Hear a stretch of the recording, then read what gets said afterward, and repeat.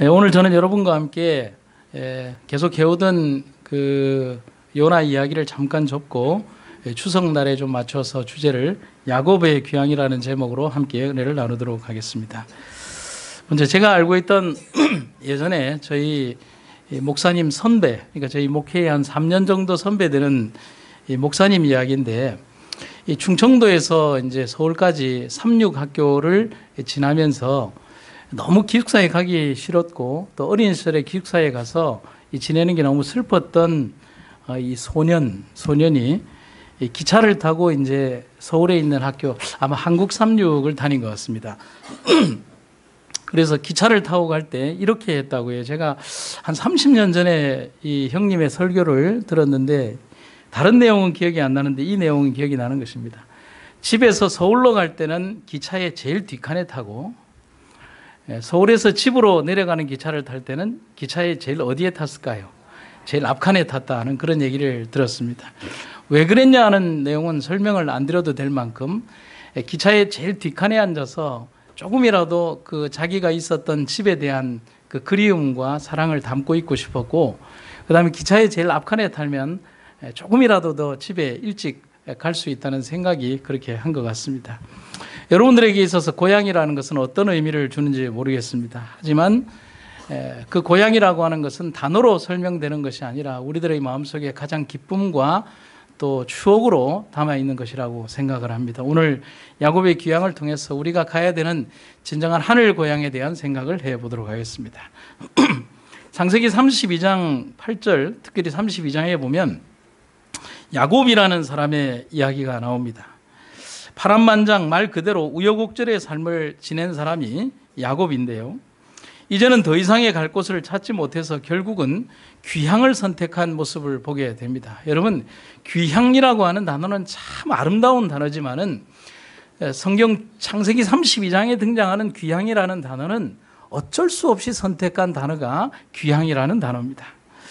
그가 고향으로 돌아가기까지, 그리고 돌아가는 과정에는 너무 많은 사연이 펼쳐져 있었습니다. 가족을 떠날 수밖에 없었던 철없던 10대의 소년 시절부터 20대, 30대의 20년이라는 세월을 얄팍한 꼬임에 빠졌는데, 사기를 당했는데, 누구에게 사기를 당했냐면 장인에게 사기를 당해서 20년 동안 억울하게 살았습니다. 그리고 이제는 인생의 중년기를 거치는 그가 혼자가 아닌 가족과 가산을 이끌고 고향으로 가게 됩니다. 수십 년 전 도망쳐 나왔던 장소인 고향으로 가고 있습니다. 그런데 문제는 이 고향이 자기를 반겨주는 곳이 있거나, 그리고 자기를 정말 끔찍히 사랑하는 부모님이 살아계신 곳이 아니라 자기를 어떻게 하든지 너 돌아오기만 하면 너를 죽이겠다라고 이렇게 으름장을 놓는 이 적대심을 가지고 있는 형이 있는 땅이 고향이었습니다. 하지만 야곱은 이제 더 이상 갈 곳도 없고 가고 싶은 땅도 없습니다. 어디로 가겠어요? 장인에게 버림받고 또 사람들에게 이렇게 버림받은 그가 이제는 더 이상 갈 수 있는 땅이라고는 뭐냐면 자기가 죽을지라도 갈 수밖에 없는 땅인 고향 땅밖에 없었습니다. 비록 자신이 원한을 품은 형에 의해서 죽는다고 할지라도 가고 싶은 곳이 고향 가나안이었습니다. 야곱에게 이제 고향 가나안은 거기에서 죽더라도 가야 되는 땅이 그렇습니다. 여러분, 이 청년을 혹시 아시겠습니까? 모르시겠습니까? 우리 강경 집사님 모르시겠습니까? 이 총각 모르세요? 예, 청년 정주영입니다. 아까 누가 얘기하신 것 같은데, 하루에 밥 세 끼를 해결하기도 어려웠던 지독한 빈농의 아들이었습니다. 3번을 가출했지만 번번이 끌려왔고 결국에는 4번째 가출해서 가난을 탈출하려고 했던 청년이 바로 이 청년입니다. 근데 대한민국 1세대 기업 중에서 유일하게 자수성가한 경영인이 바로 청년 정주영입니다. 어느 날 정주영이 자기 휘하에 있는, 원래 이제 이 정주영은 회장님이라고 하지 않고 왕 회장님이라고 했죠. 그만큼 그의 카리스마는 대단했습니다. 그래서 그의 머리와 발상에서 나온 것이 이 경부고속도로 위에 이렇게 교각을 올려서 2층 고속도로를 만들자라고 할 만큼 이 그의 머릿속에는 아주 대단한 기발한 상상들이 많이 있습니다. 어느 날 인생의 만년을 산 이 정주영이 자기 휘하에 있는 아주 많은 사장단들을 다 모아놓고 이렇게 얘기했습니다. 나 고향 갈란다. 그러면서 그 뒤에 뭐라고 얘기를 하냐면 나 소떼 몰고 고향 갈란다 라고 했습니다. 왜 하필 소떼인가에 대해서 사람들은 이미 다 알고 있습니다. 17살 때 지독한 가난으로부터 세 번째 가출을 했을 때 한동안 밥이라도 굶지 않으려면 돈이 필요할 수밖에 없었습니다. 그래서 잡혀오고 나서 네 번째 가출을 도모를 하면서 돈을 들고 나가야 되겠다라고 생각을 하면서 호시탐탐 돈이 있는 것을 봤는데 아버지가 누나를 시집 보내기 위해서 소판 돈을 장롱 속에 넣어두는 것을 봤습니다. 그걸 갖고 네 번째 가출을 시도했습니다. 정주영의 소 한 마리 값에 대한 죄책감은 평생을 두고두고 아버지에 대한 미안함과 불효로 남게 되었습니다. 그래서 정주영은 모든 기업인들 가운데서 유일하게 농장을 운영한 사람이 정주영입니다. 그래서 여러분들 언제 한번 가보시면 충청도 저쪽에 아산이라는 곳에 가면 크게 넓은 그 벌판에 정주영이 일궈놓은 아산 농장이 있는데 거기에 소떼들이 그냥 방목이 되어서 만주벌판처럼 뛰어다니는 그곳을 한번 보실 수가 있습니다. 소를 몇 마리나 가지고 갈까? 자기가 가지고 나올 때 훔쳐나온 돈은 한 마리 값이었는데 500마리 가지고 가면 될까? 처음에는 500마리였다고 하죠. 그런데 딱 500마리면 뭐 하겠느냐? 여운을 남겨둬야지. 그래서 501마리를 가지고 갔죠. 1998년 10월 27일에 서산 농장에서 키운 501마리의 소떼를 몰고 판문점을 넘었습니다. 어디로요? 그의 고향으로 말입니다. 참 재밌지 않습니까? 사람들에게 고향은 풍성한 과거를 제공해 주지는 않지만은 따스함을 제공해 주는 것이 고향입니다. 사람들에게 고향은 돌아가신 부모님을 보게 해 주지는 못하지만은 그분들의 냄새를 맡게 해 주는 것이 고향입니다. 사람들에게 고향은 참 미안함을 주게 하지만 그래도 가고 싶은 곳이 고향입니다. 고향에 남겨둔 것은 없지만 사람들은 고향이 있다는 사실만으로도 기쁩니다. 고향은 그런 곳입니다. 그래서 제가 영도 다리를 이렇게 다 건너가면 제 고향, 제 본적지, 제가 어린 시절 아주 이렇게 태어나고 자랐던 영도구 남항동 1가 144번지가 거기에 딱 보이게 됩니다. 저 영도 사람입니다. 그래서 야곱의 귀향은 너무도 당연한 선택임을 알게 되는 것입니다. 어디로 가야 된다라고 어떤 생각을 하게 될 때 딱 머릿속에 떠오르는 것은 이 칼을 들고 있는 야곱 에서의 그 어떤 설기등등한 눈보다도 가고 싶다는 생각밖에 남지 않은 고향 땅밖에 없다는 것입니다. 우리도 그의 귀향처럼 고향을 찾는 사람들입니다. 어떤 고향이죠? 여러분과 저희들에게 이제 남아있는 고향은 어떤 고향입니까? 그냥 고향입니까? 아니죠. 더 나은 고향이죠. 우리가 꼭 가야 하는 고향이죠. 우리가 분명코 가야 되는 그 고향 땅에 여러분과 제가 꼭 가시게 되기를 간절히 바랍니다. 토마스 아담스라고 하는 청교도 신학자는 우리에게 이런 얘기를 해주고 있습니다. 말은 아무리 피곤해도 집 가까이에 오면 그 발걸음이 빨라진다. 당신도 언제나 피곤하지 않은 것처럼 힘을 내고 더욱이 마지막에는 더욱 힘을 내라. 인생의 마지막이 가까우면 가까울수록 믿음의 결국 곧 영혼의 구원도 더욱 가까워질 것이기 때문이다. 여러분 아멘입니까? 야곱이 고향을 향해 가는 것처럼 우리도 우리의 영원한 고향을 향해서 귀향하는 그런 여러분과 제가 되기를 간절히 바랍니다. 창세기 32장 6절에 보면 이제 야곱이 고향 땅으로 돌아온다는 소식을 듣고 야곱을 만나러 고향에서 오는 사람들이 있었습니다. 창세기 32장 6절에 보면 이렇게 기록이 되어 있죠. 사자들이 야곱에게 돌아와 가로되 우리가 주인의 형 에서에게 이른즉 그가 400명을 거느리고 주인을 만나려고 오더이다. 환영객이 몇 명이라고요? 그 400명이 꽃 들고 지금 옵니까? 칼 들고 창 들고 이렇게 오는 것입니다.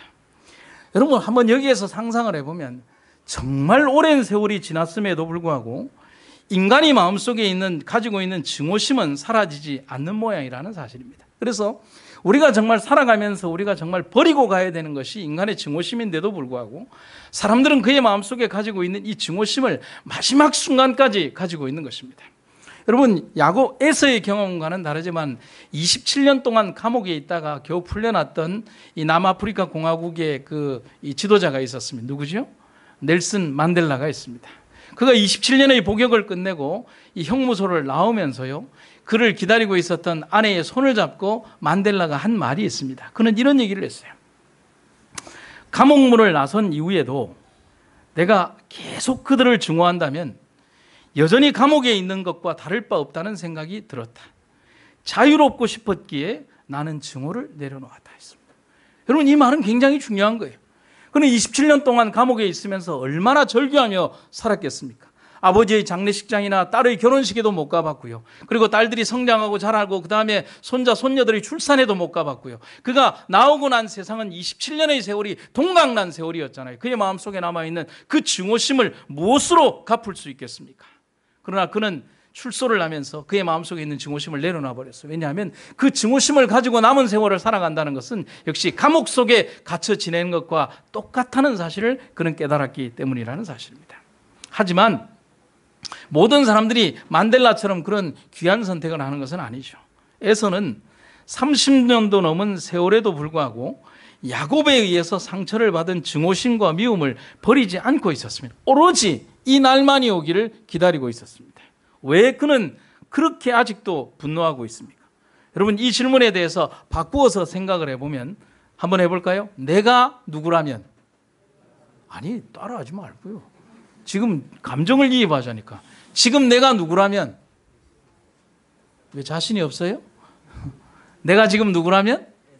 에서라면. 내가 지금 에서라면 여러분은 어떻게 하시겠습니까? 그래, 동생, 이리 와! 이렇게 하시겠습니까? 그렇게 하실 분들이 그렇게 많지 않을 거예요.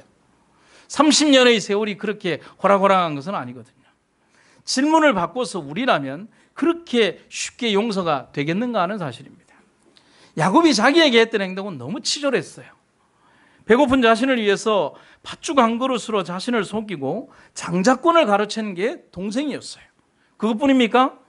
짐승의 가죽을 두르고 그리고 어머니와 이렇게 작당을 해서 아버지와 자신을 속이고 아버지의 축복을 가로챈 동생을 어떻게 용서할 수 있겠습니까? 아무리 많은 세월이 지나도. 그래서 그가 아버지에게 했던 말이 뭡니까? 아버지, 저에게 남겨준 축복이 없습니까?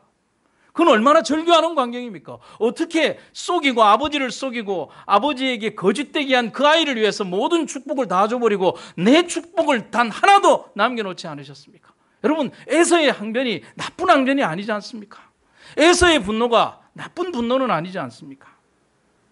하여튼 야곱은 10대 시절 저질렀던 잘못으로 인해서 지금에서야 막대한 대가를 치르게 되는 것입니다. 욕심 때문에 말이죠. 그런데 지금은 그가 혼자가 아닙니다. 그래서 제가 가만히 생각을 해보면 제가 저에게 하는 말이 있습니다. 자주 하는 말. 그리고 제가 집사람이 저에게 자주 하는 말이 있습니다. 착하게 살아야겠다. 예? 선하게 살아야 되겠다. 거짓되지 않게 살아야 되겠다. 여러분, 제 이 말의 의미를 나이가 들어가시면서 여러분들 더 많이 느끼시죠. 우리 아이들이 성장해 가는 과정을 보면서, 그리고 내가 거룩하신 하나님 앞에서 얼마나 내가 연약하고 나약한 존재인가를 깨닫게 되면서, 자그마한 욕심에 내가 사로잡힌 내가 얼마나 많은 것으로 내 아이들에게 나쁜 것을 물려주고 있다는 사실을 알기에 재물이나 영광이나 명예가 아니라 정말 진실된 마음으로 그들에게 남겨줘야 되는 것이 무엇인가를 알기 때문에 오늘의 욕심을 버리며 살아가는 사람들이 되어야 한다는 사실입니다. 두 사람이 있었어요. 친구 관계입니다. 한 사람은, 두 사람이 꽤 친한데 한 사람이 굉장히 욕심이 많았어요. 그래서 이 친구가 뭔가 물건을 가지면 내놔 이랬습니다. 자기가 가져요. 뭐 음식이 있으면 내가 더 많이, 내 거 와! 내가 더 많이 먹어야 기분이. 그래서 자기가 안 먹어도 그냥 더 많이 가져야 되는 그런 욕심을 가진 친구가 있었어요. 그래서 수십 년을 이렇게 같이 친구로 지냈지만 항상 피해의식 속에 사로잡혀 있던 이 친구가 있었습니다. 그래서 이 친구가 너무 불쌍해 보였던지 이 친구가 어느 날 교회 가서 예배를 드리고 있는데 천사가 나타났습니다. 천사가 나타나서 이 친구에게 뭐라고 제안을 하느냐면, 네가 평생 동안 그 친구 때문에 고생이 너무 많았다. 내가 네 소원을 무엇이든지 다 들어주겠다. 여러분, 뭘 비시겠습니까? 은행 잔고에 한 100억 정도. 너무 작게 불렀군요. 예. 하여튼 천사가 뭐 원하는 대로 동그라미를 다 그려주겠다라고 그렇게. 하여튼 네가 원하는 거는 다 해주겠다라고 했습니다. 그런데 조건이 있었어요. 네가 비는 소원의 2배를 네가 미워하는 친구가 받게 될 것이다. 여러분이 어떻게 하시겠습니까? 내가 100억을 달라고 하면 내 통장 잔고에 100억이 찍히는 순간 내가 그렇게 미워하는 내 친구의 통장 잔고에는 얼마가 찍히는 거예요? 200억이 찍히는 거예요. 금덩어리를 이만큼 달라고 하면 내가 받는 순간 내 친구의 그 방 안에도 금덩어리가 몇 개 생기는 거예요? 2개가 생기는 거예요. 그게 무엇이든 네가 원하는 것의 2배를 받게 될 것이다. 이 사람이 가만히 생각을 하다가 천사에게 요구를 했어요. 천사님, 결정했습니다. 그리고 그가 천사에게 부탁한 것은 이것입니다. 천사님, 내 한쪽 눈을 멀게 해주십시오. 했습니다. 그 즉시 자기는 한쪽 눈이 보이지 않고 친구의 눈은 2눈이 멀게 되는 것이죠. 여러분, 욕심과 미움은 자신은 물론이고 상대방에게 지울 수 없는 치명적인 상처를 남긴다는 사실입니다. 우리가 왜 교회를 나올까요? 용서를 배우기 위해서 나옵니다. 우리가 왜 예수님을 믿을까요? 관용을 배우기 위해서 나옵니다. 우리가 성경을 왜 볼까요? 배려심을 배우기 위해서 나옵니다. 수십 년의 세월을 예수님을 믿고 성경을 배우고 또 예수님께 기도를 했다라고 하는 사람들이 관용과 긍휼과 배려심과 사랑과 용서를 모르고 살았다면 그들은 예수님 앞으로 단 한 발걸음도 가지 못한 존재들임을 우리는 기억해야 한다는 사실인 것입니다. 미움의 대상이었던 야곱은 물론이고 에서 자신도 지난 30년 동안 분노와 미움이라는 짐을 지고 살아가니까 얼마나 무거웠겠습니까? 야곱도 지난 30년 동안 가졌던 죄책감과 미안함이 얼마나 컸겠습니까? 하여튼 우리가 생각을 해볼 때 에서가 졌던 분노와 미움의 짐도 무거웠고요. 야곱이 졌던 죄책감과 두려움의 짐도 얼마나 무거웠을까요? 상처를 주었던 존재나 상처를 받았던 존재나 모든 무거운 짐을 지니고 살아간다는 사실을 우리는 기억할 필요가 있다는 사실입니다. 하여튼 야곱의 지금 모습은 사면초가의 모습이 아닐 수 없다는 사실인 것입니다. 그런데 문제는 야곱이 돌아오다가 한 400명의 존재가 자기에게 칼을 들고 쫓아온 사실을 막상 들으니까 겁이 날까요, 안 날까요? 겁이 나죠. 여러분, 제가 여기 이제 어딘가로 오는데 사람들이 막 꽃다발 들고 환영한다는 게 아니라 돌 들고 칼 들고 날 기다린다라고 생각을 하면 잠시 내려가지고 어디를 돌아보게 될까요? 왔던 대로 돌아갈까라고 생각할까요, 안 할까요? 하죠. 그래서 야곱도 뒤쪽을 이렇게 돌아보니까 뭡니까? 길르앗산의 돌무더기를 경계로 하면서 장인하고 살기등등하게 했던 약속이 있지 않습니까? 이거잖아요. 창세기 31장 52절에 이 무더기가 증거가 되고 이 기둥이 증거가 되나니 내가 이 무더기를 넘어 네게로 가서 해하지 않을 것이고 네가 이 무더기 이 기둥을 넘어 네게로 와서 해하지 않을 것이다. 절대로 뭐 하지 말라는 것입니까? 돌아오지 말라는 것입니다. 오면 뭐 하겠다는 것이죠? 가만두지 않겠다는 약속이죠. 결국은 뭐냐면 야곱은 갈 수도 없고 돌아갈 수도 없는 진퇴양난, 사면초가 오로지 모든 좌우와 사방이 막혀버린 그러한 곤란의 기간이라는 것입니다. 30년의 원수를 갚기 위해서 그의 피부치 형이 칼을 들고 400명의 군사와 함께 그를 죽이기 위해서 오고 있다는 전갈과 그리고 그의 뒤에는 장인 라반이 아주 이를 갈면서 네 돌아오기만 하면 내가 가만두지 않겠다라고 하는 말은 평화조약이지만은 서로가 이런 관계를 형성하고 있는 것입니다. 결국은 야곱은 지금 살아온 삶에 대하여 심판받고 있는 것이라는 사실인 것입니다. 그런데 우리가 성경에서 꼭 발견해야 하는 구절이 있습니다. 그것은 야곱을 만나러 오는 사람이 에서만 아니라는 사실이죠. 에서 위에 또 다른 누군가가 야곱을 만나러 오고 있다는 사실입니다. 그게 창세기 32장 1절과 2절에 나오는데 에서가 야곱을 만나러 오고 있다면 야곱을 만나러 오는 또 다른 이들이 있다는 사실이에요. 우리는 여기에서 아멘 할 수밖에 없다는 사실입니다. 야곱이 그 길을 진행하더니 하나님의 사자들이 그를 만난지라 야곱이 그들을 볼 때에 이르기를 이는 하나님의 군대라 하고 그 땅 이름을 마하나임이라 하였더라 했습니다. 여러분 어떤 장면인가 한번 볼까요? 같이 한번 읽어봅시다. 시작.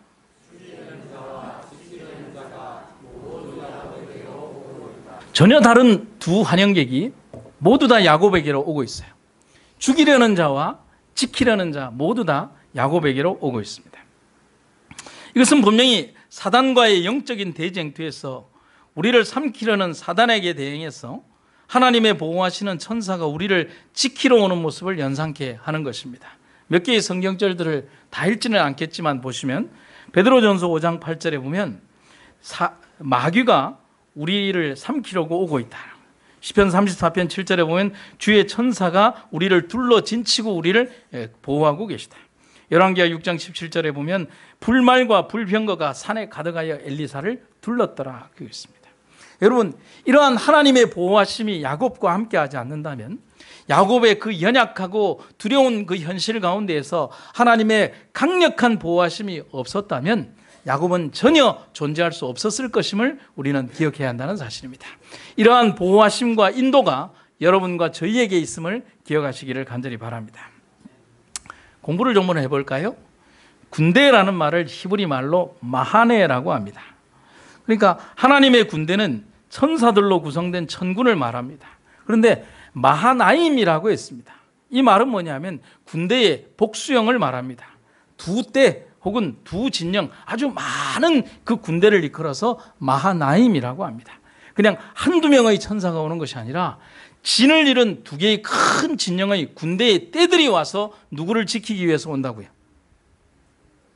야곱을 지키기 위해서 온다고요. 여러분, 천사 하나만 와도 돼요.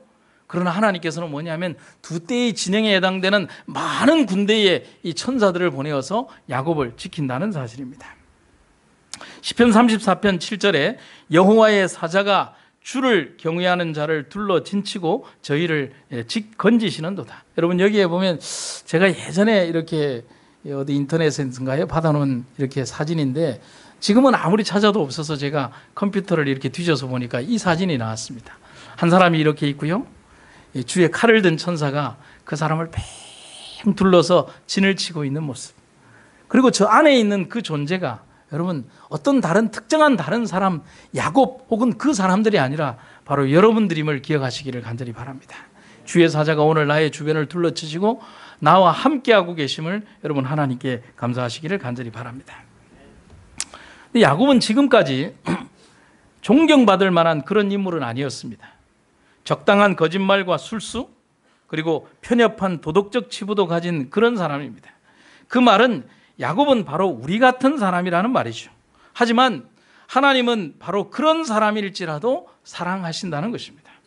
그가 가고자 하는 고향으로 가는 길에 하나님은 하늘의 군대를 보내셔서 지키고자 하십니다. 그 말은 오늘의 우리도 지켜주신다는 사실입니다. 아멘입니까? 그래서 프란시스 드 살레라고 하는 1610년에 존재했던 제네바의 주교는 우리에게 이런 얘기를 해주고 있습니다. 내일 일어날 일에 대해서 걱정하지 마라. 오늘 너를 돌보시는 영원한 하나님께서 내일 또 너를 돌보실 것이다. 그가 고난을 피하게 하든지 견딜 수 있는 힘을 주시든지 할 것이다. 오늘 우리가 기도하게 된다면 물리적인 변화와 기적이 우리의 주변에 일어날 수 있습니다. 그것을 기적이라고 합니다. 또 다른 기적은 물리적인 변화나 외부의 환경은 변하지 않더라도 내가 그것을 이길 수 있는 마음의 변화와 기적이 일어날 수 있습니다. 그래서 기적은 물리적인 변화가 일어나든 내 마음의 변화가 일어나든 그 두 가지 가운데 다 일어날 것이며 기도의 능력과 천사의 동행을 통하여 우리는 바로 그러한 기적을 경험하게 될 것이라는 사실입니다. 아비멜렉과 이방의 왕들은 이삭과 그의 아내를 보고 이렇게 말했습니다. 조금 앞부분으로 이 사건으로 가면 여호와께서 너와 함께 하심을 우리가 분명히 보았다. 여러분, 이방의 왕들이 어떻게 보았을까요? 그들의 뒤에 함께 하시는 천사의 모습들, 결코 범접할 수 없는 하나님의 동행, 우리의 뒤에서 우리를 지키시는 하나님의 강력한 팔과 권능하신 하나님의 도우심이 오늘의 우리들을 이끌고 있다는 사실을 여러분과 제가 잊지 마시기를 간절히 바라는 것입니다. 그래서 제가 자주 하는 말 가운데 그런 말이 있죠. 무디 목사님이 하셨던 말씀. 이 세상에 가장 불쌍한 사람은 누군가? 누굴까요? 이 세상에서 가장 불쌍한 사람은 누굴까요? 우리 집사님이 생각할 때. 네? 집사님이 정답을 얘기하셨어요? 무디 목사님이 이런 얘기를 했어요. 이 세상에 가장 불쌍한 사람은 누군가? 아버지가 있으면서도 고아처럼 사는 사람이다. 여러분, 고아란 어떤 존재를 얘기합니까? 부모님이 없는 존재를 고아라고 합니다. 그런데 정말 불쌍한 존재는 뭐냐면 하늘 아버지가 있으면서도 고아처럼 사는 이 땅의 그리스도인들이 가장 불쌍한 존재들이다. 여러분과 저는 오늘 어떻게 살아가십니까? 아버지의 존재와 능력을 기억하고 살아가십니까? 주염 열매를 뜯어먹으면서 아버지가 있으면서도 아버지의 존재를 몰랐던 탕자와 주염 열매를 뜯어먹으면서 하늘의 달을 바라보며 내게는 아버지가 있지 아니한가라고 깨달은 탕자, 두 모습의 탕자가 있어요. 여러분, 우리는 그 과거의 시간 속에 머문 탕자들이 아니라 아버지를 회복한 그 아들들이 되기를 간절히 바랍니다. 창세기 32장 11절과 12절에는 야곱이 만난 하나님이 있습니다. 야곱의 귀향은 그의 선택이기도 하지만 선택할 수밖에 없는 처지에서 한 것이었습니다. 여러분, 혼자라면 산 안에 들어가서 살든지 강바다 깊이에 땅굴을 파고 살든지 아니면 산 저쪽이든지 다른 나라로 가서 살 수 있겠지만 그는 그렇게 이제는 자기 혼자 마음껏 도망가서 살 수 있는 그런 존재는 아니잖아요. 4명의 아내와 수명의 자녀들과 그 다음에 어떻게 해요? 많은 종들과 그리고 수백 두가 넘는 많은 가축들이 있는 대군들이 바로 야곱과 함께하고 있습니다. 이제 그가 마음 편히 자신의 삶을 맡길 수 있는 것은 고향밖에 없습니다. 그러나 그의 고향길이 평탄하지는 않습니다. 수십 명의 식솔들과 가축의 수백의 가축들을 이끌고 먼 거리를 가는 것도 힘들지만 보장되지 않는 곳으로 가는 두려움이 더 크다는 사실입니다. 그러나 야곱이 갈 수 있었던 유일한 힘은 하나님께서 그와 함께 하신다는 약속 때문이었습니다.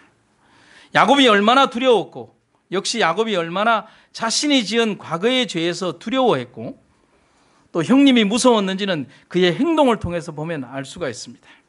창세기 32장 7절과 8절에 보면 야곱이 형이 온다는 소식을 듣고서 어떻게 하느냐 하면 그렇게 하죠. 제가 좀 넘어갔네요. 죄송합니다. 형이 온다는 소식을 듣고 자기의 때를 두 때로 나누어서 이렇게 한 때는 이리 보내고 한 때는 이리 보냅니다. 왜 그렇게 했다고 되어 있습니까? 왜 그렇게 했다고요? 한쪽이 치면 한쪽이라도 살으라고요. 여러분, 이게 하나님 생각일까요? 야곱의 생각일까요? 야곱의 생각이죠. 지극히 인간적인 생각이에요. 이게 무슨 의미가 있겠습니까? 여러분, 제가 에서 같으면요, 야곱이 두 때로 나누었습니다. 그러면 야, 우리도 200명씩 나누자라고 할까요? 안 할까요? 내가 뭐 바보입니까? 기왕 칠 것 같으면 두 군데 다 치지. 그러나 야곱은 그렇게 해서라도 인간적으로 한번 생각을 해봤다. 아무런 의미가 없어요. 그래서 두 때로 나누어 놓고 이렇게 흩어놓고 나서 그가 선택했던 것은 다 보내고 난 다음에 야복 강가에 홀로 남아서 기도했던 야곱의 모습이라고 하는 사실인 것이죠. 두려움과 다가오는 적에 대한 공포 때문에 고통스러웠던 야곱은 자신이 당면하는 이 큰 공포와 두려움을 이길 수 있는 방법은 하나님밖에 없음을 깨닫습니다. 두려움을 무엇으로 이길 수 있겠습니까? 그래서 여러분 꼭 기억하시기를 바랍니다. 두려움의 처방전은 뭐밖에 없다? 하나님밖에 없다. 아멘입니까? 여러분, 이거 아무나 안 가르쳐주는 처방전입니다. 다시 한번요. 두려움의 처방전은 하나님뿐이다. 아멘입니까? 이거 시험에 나옵니다. 예. 그래서 그는 야복나루를 건너면서 혼자 남아서 하나님의 천사와 씨름하면서 축복을 갈구하는 것입니다. 야곱이 마지막 순간까지 천사의 옷깃과 그 손을 놓지 않으면서 천사를 붙들면서 했던 것은 이제는 하나님밖에 없다는 것이죠. 절망에서 찾게 되는 하나님. 여러분 따라하십시오. 하나님은 우리 인생의 모든 문제에 대한 마침표이다. 더 이상의 논란이나 더 이상의 논쟁의 거리가 필요 없고 더 이상의 고민거리를 제공하지 않는 우리 인생의 마지막 답이 되는 마침표임을 여러분과 제가 기억하기를 간절히 바랍니다. 아마도 이날 야곱은 일생일대에 가장 절절한 기도를 드렸을 것입니다. 하지만 이날 드렸던 이 야곱의 밤의 기도가 야곱의 전 일생을 바꾸었고 에서의 중호심을 용서로 바꾸게 된다는 것입니다. 여러분이 얄팍하게 두 때로 나누었던 그의 두 번의 선물이 에서의 다친 30년의 증오를 푼 게 아니라 하나님의 동행과 하나님의 성령의 임재와 하나님의 거룩한 능력이 30년 동안 점철지었던 에서의 마음을, 증오의 마음을 풀어주었다는 사실을 여러분과 저는 절대로 잊어서는 안 되는 것입니다. 그래서 우리가 잘 아는 것처럼 야곱은 이제 야곱, 속이는 자가 아니라 이스라엘, 곧 하나님과 겨루어 이긴 자라는 가장 영예로운 이름을 얻게 되는 것입니다. 이어지는 창세기 33장에는 야곱의 기도가 어떻게 이루어졌는지를 알려주는 구절이 등장을 하고 있습니다. 같이 한번 읽어볼까요? 시작.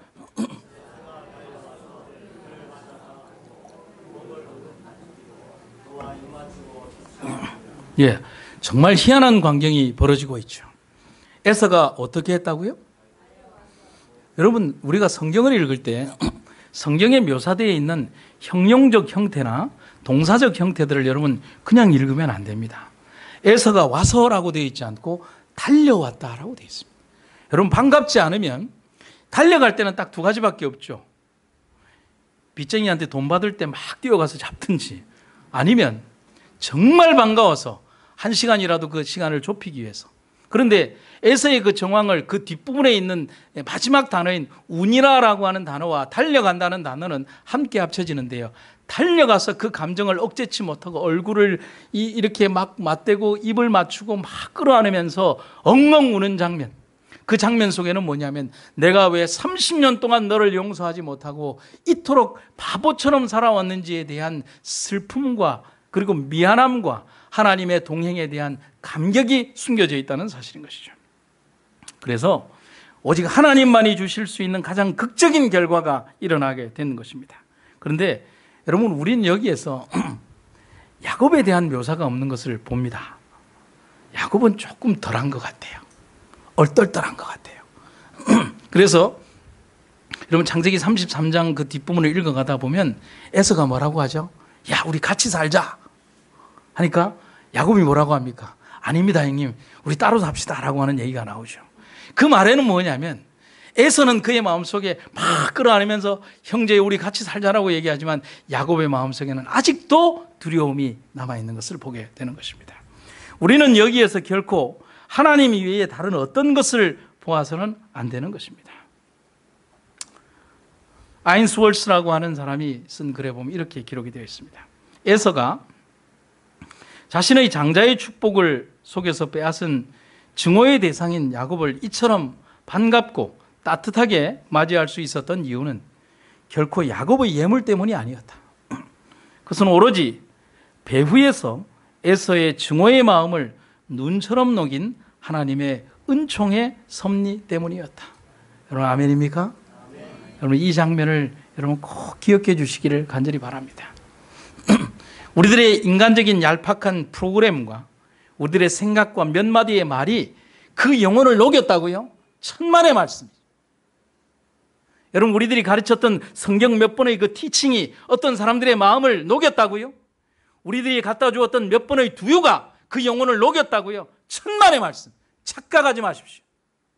성령께서 그 마음속에 함께 하셨기 때문에 그 영혼의 마음을 녹이고 그 영혼을 하나님께로 인도하실 수 있었음을 우리는 정말 하나님 앞에 두려운 마음으로 여러분 우리가 서야 한다는 사실을 기억하시기를 간절히 바라는 것입니다. 여러분, 그래서요, 죽이려고 출발한 400명의 군사가 이제는 야곱을 인도하고 보호자가 될 수 있었던 이유는 오직 하나님의 능력 때문이었습니다. 그런데 에서를 대면한 야곱의 인사에서 우리는 또 한 가지를 발견할 수가 있습니다. 창세기 33장 10절에 내가 형님의 얼굴을 배운 즉, 누구의 얼굴을 본 것 같사오며? 하나님의 얼굴을 본 것 같사오며. 여러분, 에서는 하나님의 성령의 경험 속에 들어갔기에 그의 얼굴빛 속에서 야곱은 하나님의 동행을 보았다는 사실인 것입니다. 이 말은 단순한 야곱의 아첨의 말이 아닙니다. 야곱은 에서에게서, 에서의 얼굴에서 나타난 하나님의 은총의 섭리를 보았던 것입니다. 야곱은 에서의 얼굴만 보고도 이미 하나님의 섭리가 배어 있음을 알 수 있었습니다. 여러분, 이게 단 하룻밤 사이의 일이었습니다. 24시간이 아니라 시간상으로 따져보면 10시간도 안 되는, 한 8시간밖에 안 되는 그 정도의 시간이었다는 사실입니다. 단 하룻밤 사이의 일이었습니다. 그러나 그 짧은 시간에도 정말 많은 일들이 일어났습니다. 우리에게도 하루라는 시간이 지나고 있습니다. 여러분, 큰 기적을 담기에는 얼마나 많이 충분한 시간일까요? 홍해를 가르기에도 하루면 됐습니다. 여러분, 애굽의 모든 장자들의 죽음을 끝내는 것도 하루면 됐습니다. 세상을 빛으로 물들이는 창조의 기적도 하루면 됐습니다. 이 세상에 영원한 생명을 주는 사람을 만드는 일도 하루면 되었습니다. 여러분, 오늘 우리에게 하루가 주어졌습니다. 오늘 우리가 가야 되는 고향 가는 그 길도 우리에게 준 이 하루의 그 삶을 여러분과 절대로 기억하시기를 간절히 바랍니다. 마지막으로 한 얘기를 좀 들려드리겠습니다. 지금부터 수십 년 전 미국 켄터키주 살렘에 있는 한 광산에서 갱도가 무너졌습니다. 갱이 무너지게 되면 사람들은 다 죽을 수밖에 없겠죠. 매몰된 갱 속에는 5명의 광부가 있었고 그들이 구조받을 때까지의 시간은 53시간이었습니다.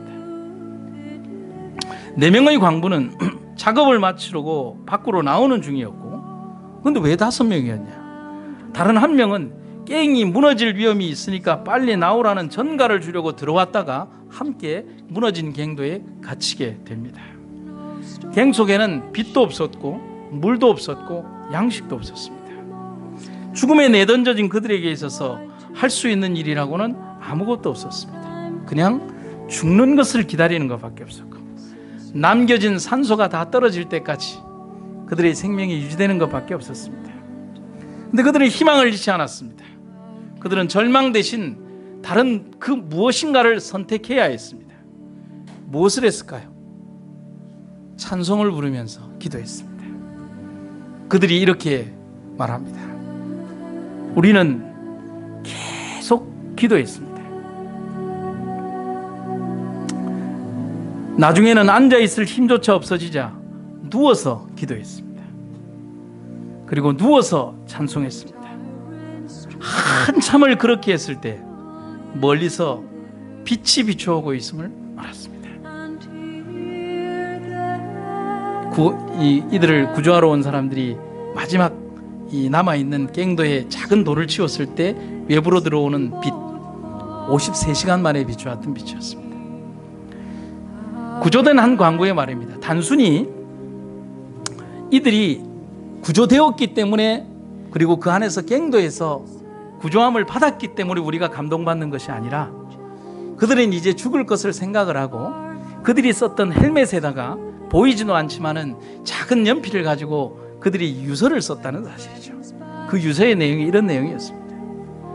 우리를 발견했을 때 우리 몸이 이미 십체가 되어 있더라도 슬퍼하지 마십시오. 우리는 구원받아 하늘나라에 갈 것이기 때문입니다. 희망을 품은 사람은 죽을 수 없습니다. 분명히 고향으로 돌아갈 것입니다. 오늘 여러분과 저희들에게 주어진 고향이라고 하는 귀한 그 여정에, 여러분, 우리는 이 땅 아래에서 분명히 이 길을 걸어가야 한다는 사실, 가다가 넘어지더라도 어떻게 해야 합니까? 가야 합니다. 이 땅에 묻히더라도 우리는 고향을 가는 길의 여정 속에 있어야 한다는 것입니다. 육을 잃지라도 내 해골을 메고라도 이 땅에서 떠나라고 하는 바로 그 요셉의 그 명령을 기억하시기를 간절히 바랍니다. 우리가 이 땅 아래에서 사다가 잠들더라도 가야 합니다. 그러면 우리의 주님, 갈바리의 주님께서 잠든 그 자리에 있는 나를 깨우실 그 시간이 우리들에게 올 것입니다. 그곳은 바로 천국이 될 것입니다.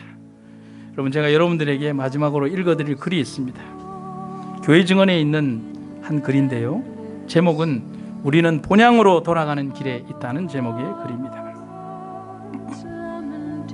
우리는 본향으로 돌아가는 길에 있다.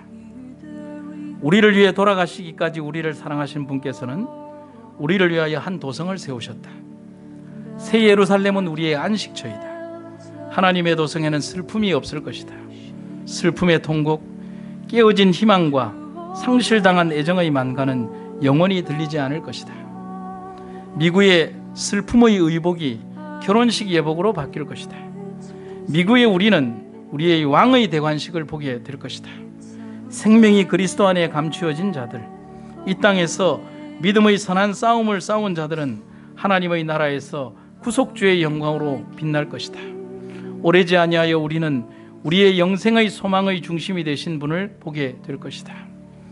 그분 앞에서는 이 생에서 겪은 모든 시련과 고통이 흔적도 없이 사라질 것이다. 쳐다보라, 쳐다보라. 그리하여 그대들의 믿음이 계속 증가되게 하라.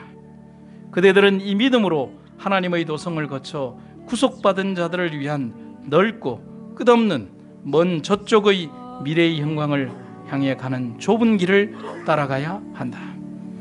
여러분들에게 하나님의 거룩한 은혜가 함께 하시기를 간절히 바랍니다. 말씀을 마치겠습니다.